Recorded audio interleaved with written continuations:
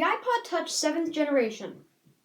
Is it worth buying? How is it from a kid's perspective? And what is it in general? To answer these questions, I'm going to break this video up into 3 parts. Number 1. Is the iPod Touch worth buying? In my opinion, yes. The iPod Touch is an amazing device. For $200, you can get the base model, and that gets you 32 gigabytes of storage, a 1080p 30 frames per second camera, and some pretty decent slow-mo for the price. Along with that, you have Wi-Fi calling, you have texting. You can do all of these things with the base model of $200. That's pretty good. Number 2, how is this from a kid's perspective? Well, as a kid, I love it. It's the perfect size because my thumb can reach every corner of the display.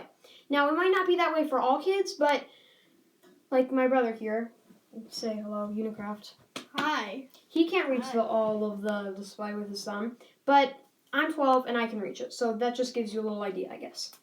But other than that, it's great. I like taking videos with it right now. You're looking at the video quality, by the way. This is the front-facing camera. The rear-facing camera, well, I mean, it's decent. It's obviously not perfect for 1080p.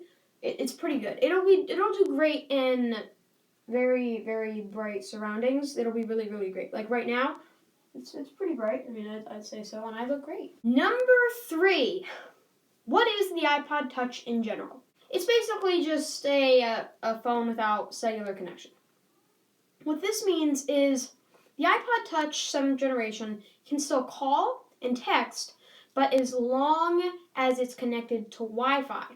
Whereas, let's compare this to the iPhone 7 because it compares best to that device. You can call with it, but anywhere on the planet, pretty much. I mean, except for some places that don't support cellular connection. But for the most part, you can call anywhere. You can search the web anywhere, you can message, you can do all of those things. The iPod Touch, you have to stay connected to Wi-Fi to do all of those things. You can still do the same things, you just have to be connected to Wi-Fi.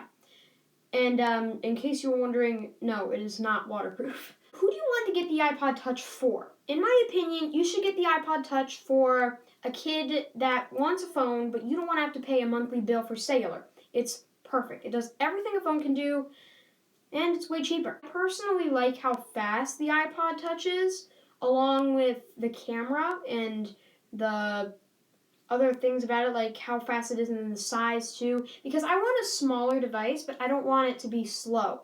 Now, what don't I like about this? There's a few things, and starting with the rear camera.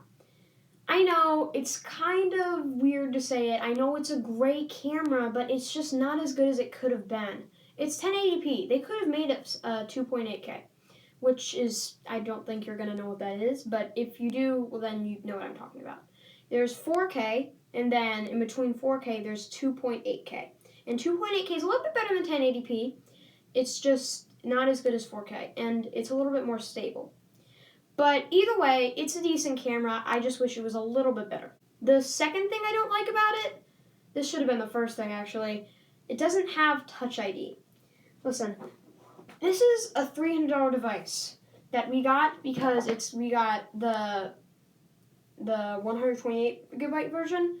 This is my iPad. It's a budget iPad, and it has Touch ID.